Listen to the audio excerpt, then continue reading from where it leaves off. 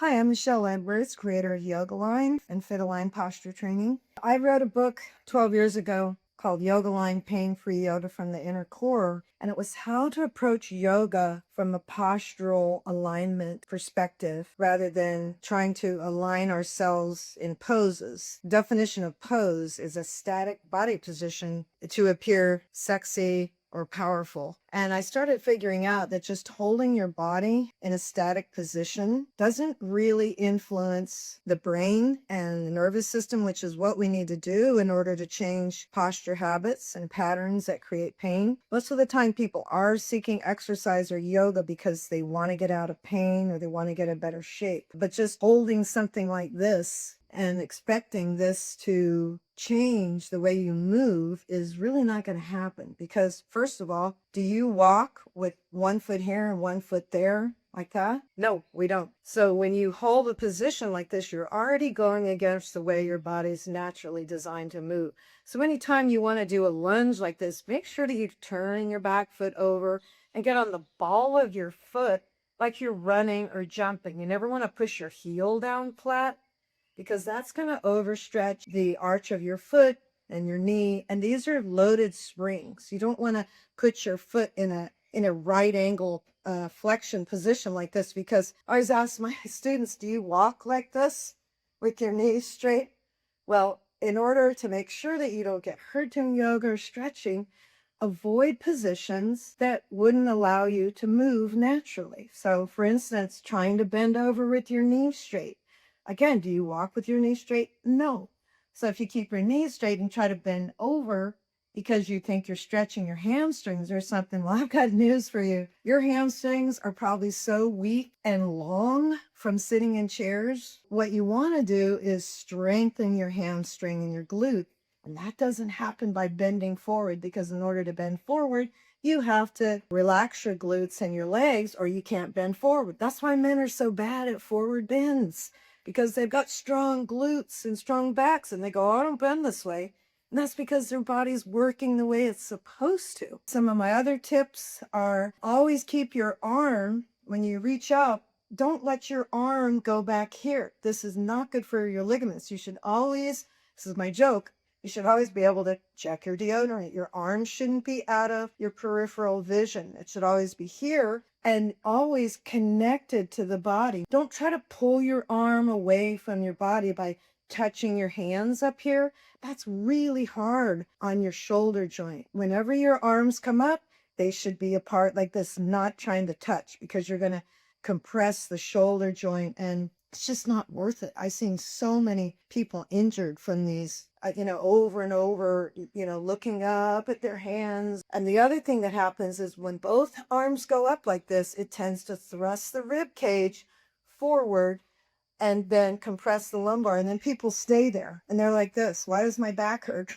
So stop trying to reach up with both arms. Stop trying to touch your fingers and keep your arm where you can check your deodorant. It's a joke, but seriously.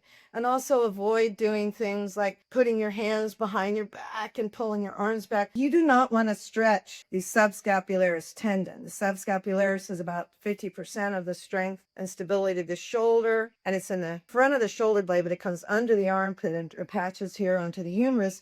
You don't want to stretch that by putting your hand against the wall and turning. These are all very dangerous things to do for your shoulder. And basically, stretching in general is not so great. You want to do what's called pandiculation, which is where you turn on muscles in natural movement positions. But just trying to pull on things, let's pull on this or pull on that, that's not going to lead to a favorable outcome.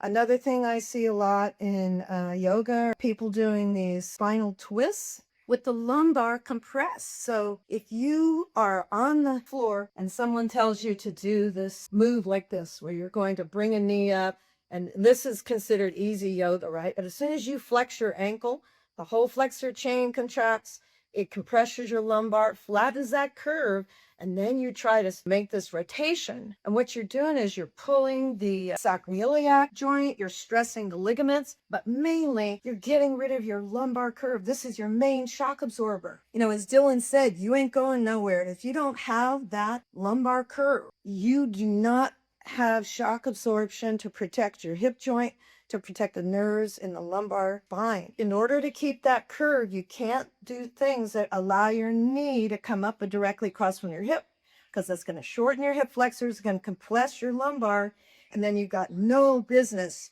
rotating. That's how you get herniated discs. So rib cage is the rotator.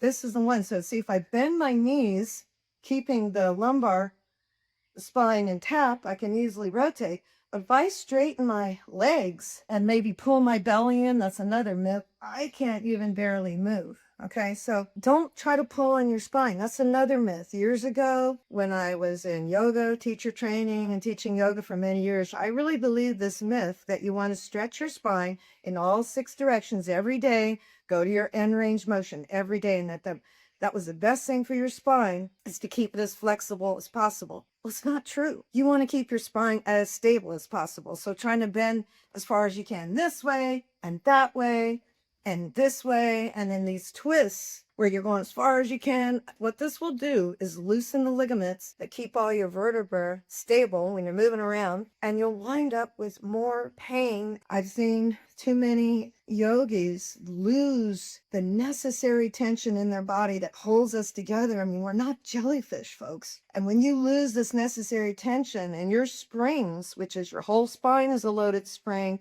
your knee, your ankles, all of this, when you lose that tension, you're sagging down. You might be real flexible and you might be able to stuff your toes up your nose, but you're not going to have the stability and the shock absorption and the strength that you need to get through your life without having to have hip replacements and joint replacements. It's happening way too often, and it's happening to a lot of yogis. You may notice I'm switching legs. I stand on one leg because that turns on my torso muscles more. When you stand on 2 feet, the muscles tend to shut off and you tend to sag down. So one of the best things you can do is to stand on 1 foot, and you'll have to switch every now and then. People have been dislocating their hip joint replacements in yoga class. These yogis have to get hip replacements and then they go back to yoga, and they're dislocating these hip replacement joints, which are pretty strong. So the Mayo Clinic was trying to figure out, like, why would that happen? Well, they came out with a list of poses that they recommend that you don't do.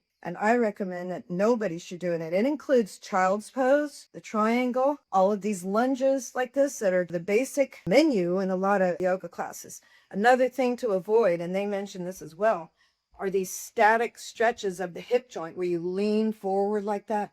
You do not want to pull on your hip joint like that. Never, ever do passive stretching of the hip joint like that because you can tear the labrum. What you need to do is exercises that engage your glute while you're lengthening the hip flexors. You don't have to go to hip extension. You don't need to do that. But what you need to do is fire up your glutes, because if you've been doing a bunch of forward bends, I guarantee your glutes are not very strong, and your sacrum has probably lost its natural nutation of about 30 degrees. And if you keep stretching and pulling and doing all this, after a while, your sacrum goes down, your breastbone goes down, your head goes forward, and your hip joint's down here going, hello. I want to encourage you to keep doing yoga and keep doing breath work, but you got to really think about these exercises and poses, because in my years and years of teaching now for 3 decades, I've met hundreds of people that have femoral acetabular impingement syndrome. They've got labral tears. They're getting hip surgeries. They're in chronic pain with the sacrum and the SI joint. It's from the way we're commonly practicing yoga. So let's put our thinking caps on and make sure that whatever you're doing simulates how your body is actually designed to move. And I'll say one more thing about plow and shoulder stand. Do not ever do these positions. Do not ever bring your chin towards your chest and take your neck into end range flexion. You are really playing Russian roulette. And I don't care what they say about stimulating the thyroid and all that. It's nonsense. You want to preserve that cervical curve and do not pull on the ligaments and the vessels that go between your torso and your brain, your spinal cord. Like, would you walk like like that in real life? No. Always think about that. Am I in a body position that would allow me to move in real life function? All these ideas of pulling on things and stretching, it's all been debunked already by sports medicine and scientists. Stretching is a socio-cultural phenomenon. You don't need to do it. What you need to do is pendiculate. And that's what I'm doing right now. I'm pulling my limbs in. I'm connecting my cranium and my sacrum. And I use breathing to tone the core.